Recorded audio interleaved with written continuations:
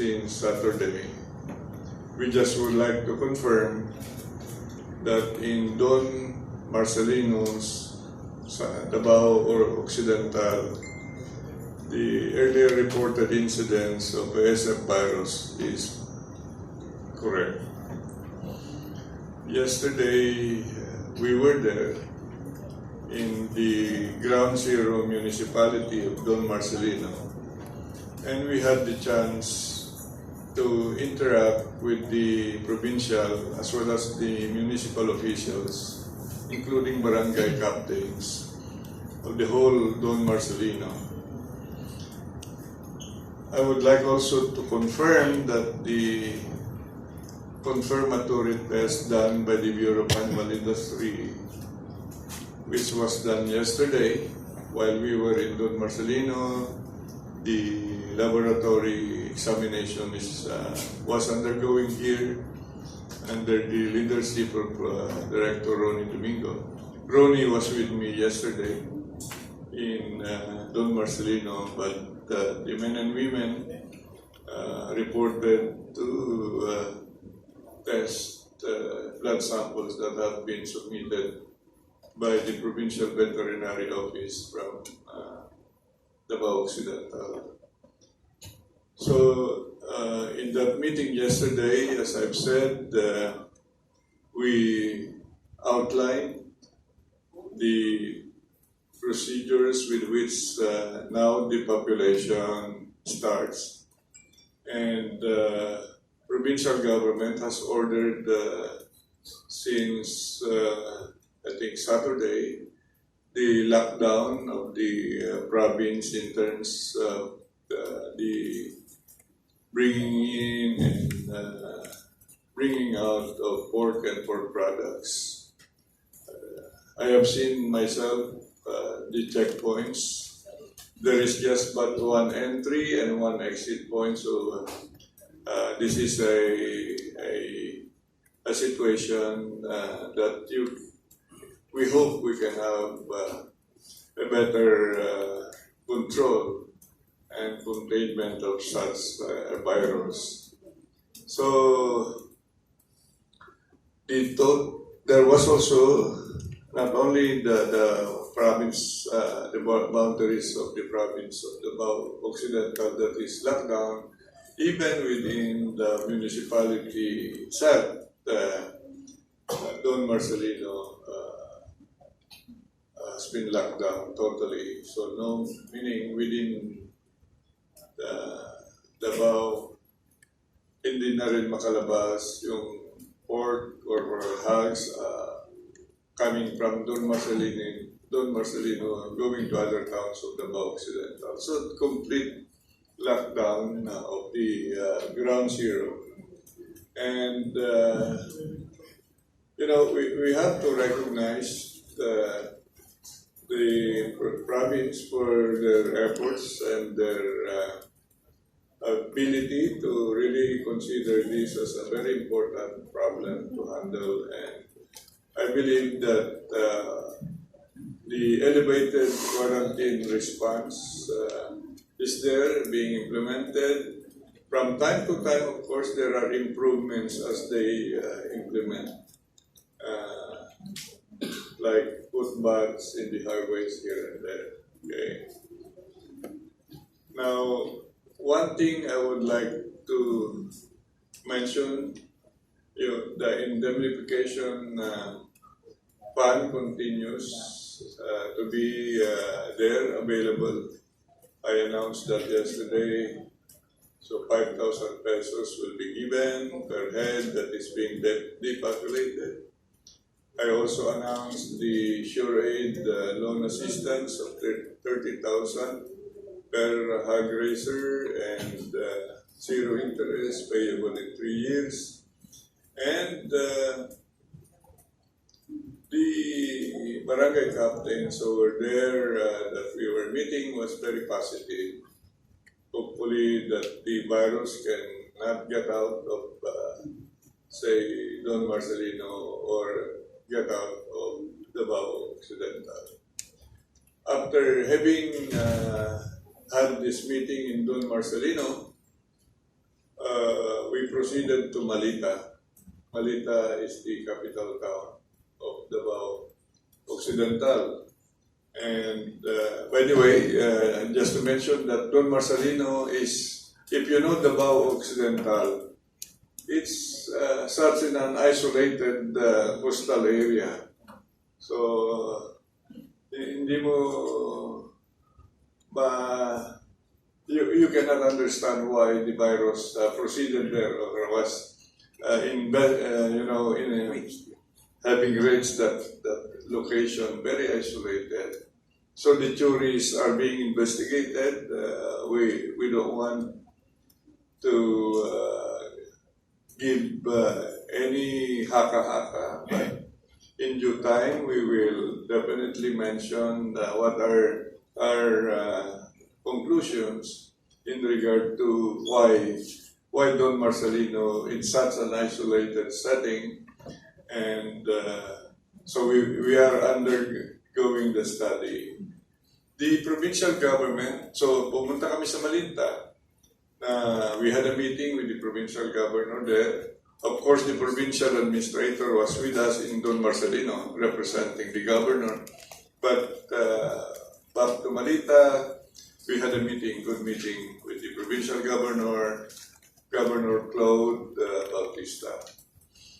And to highlight the outcomes of such a meeting, he said that he will even buy all the pigs that are not affected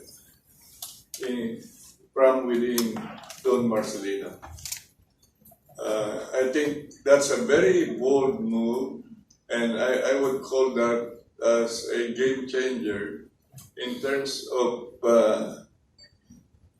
controlling this virus and not spreading this virus, because again, the chances are still there, even for non-affected pigs. Kung hindi maganda ang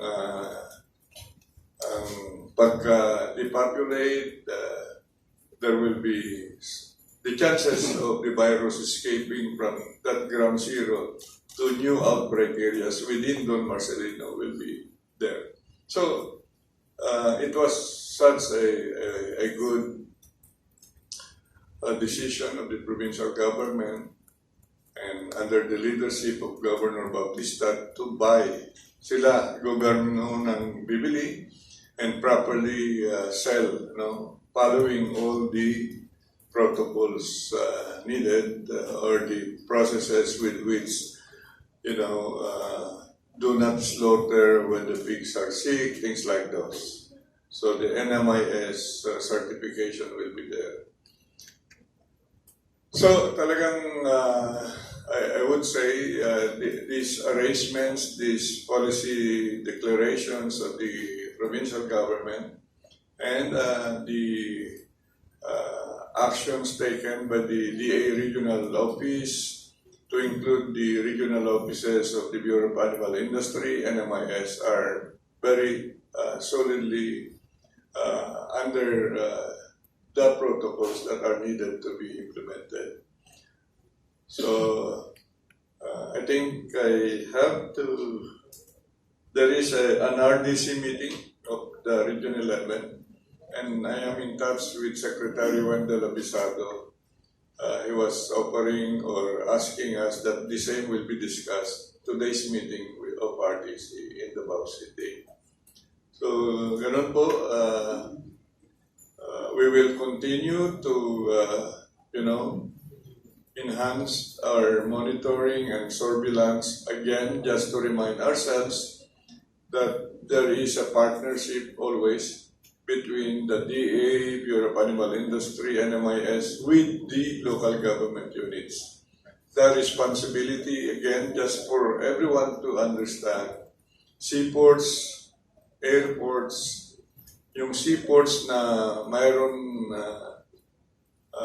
mga considered na where import items are also, but even national seaports are being manned by our quarantine people, BAI, NMIS, BIFAR, and For the checkpoints, it is now under the leadership of the LGUs. Of course, we are there to technically assist them. So yung manning or leading the quarantine efforts is the responsibility of the local government units.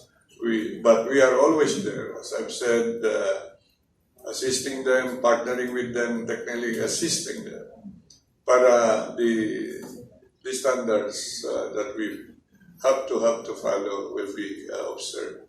So, ganun po, we are on top of the situation. We are leading in the ASF 1710 protocol implementation in Don Marcelino and in around Davao Occidental. One thing I'd like to also mention, coming from Davao City, mayroon ng mga X-ray machines.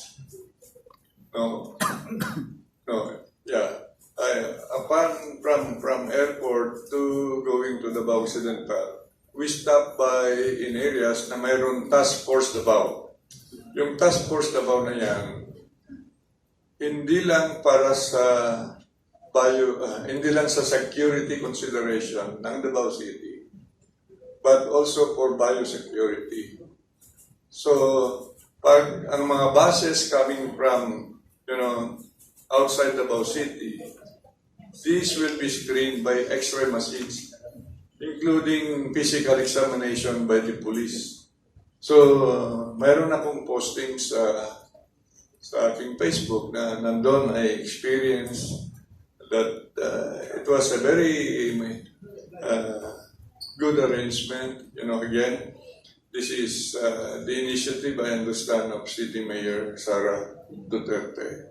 So, walang makapasok, mga armas, at saka mga illegal products or even shabu and the like. And now, pork and pork products. So, ganun po, it's all in place. Kung mayroon mang gaps or what, very insignificant. Thank you.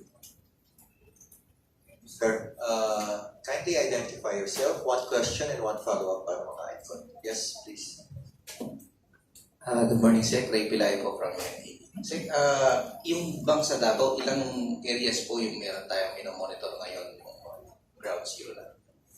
Sa Davao, monitoring is elevated when there is a reported presence.